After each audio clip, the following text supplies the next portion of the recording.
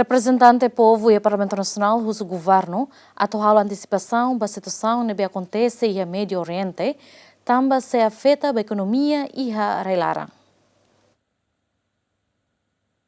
O representante povo e Parlamento Nacional fono entre Israel e Irão se foi impacto da economia Timor-Leste, tamadadão né Timor-Leste dependência da produto importação. Né deputado Sira o governo atu prevê orçamento e antecipa situação né em termos prepara armazém ba aihan ai moruk no necessidade básica Sira. Israel e Irão la damen ba malo la turha mutuk atu bele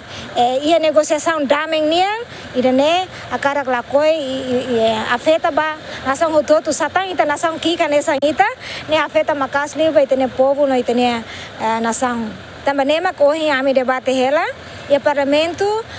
deputado Sira Russo ba Ministério das Finanças ato antecipa se carik funo Irão e Israel ne foi impacto ba economia railaran situação railaran o insama governo halo antecipação ato bele prevene se carik idane acontece afeta mai itene rain Timor em termos de hahang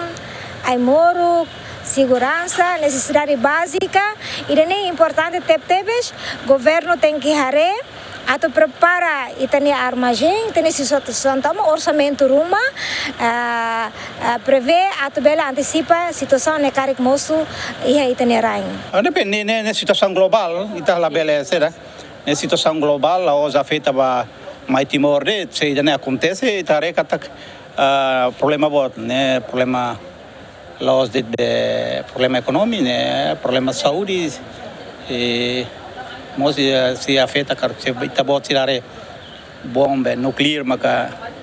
o nene se afeta mais ita los ita ya Ásia de Europa tá ne mundial ne situação global ita resolve maroma por situação nela bele acontece bele ia dame e reconciliação ia será para depois bele hakmatik situação né. Selain problema bot, kita siasuru problema global. Israel lança operação ba território Irão honaran Operation Rising Lion e lorong san resintolo fulan junho tinang riroron resin 5 ho diharah ponto importante sira e terão. Razão Israel hal operação ho posição as tamba deteta Irão desenvolve hela nuclear nebesai ameaça bot e Médio Oriente no nível global. Simão Ximenes, Aderito Ximenes, GMN.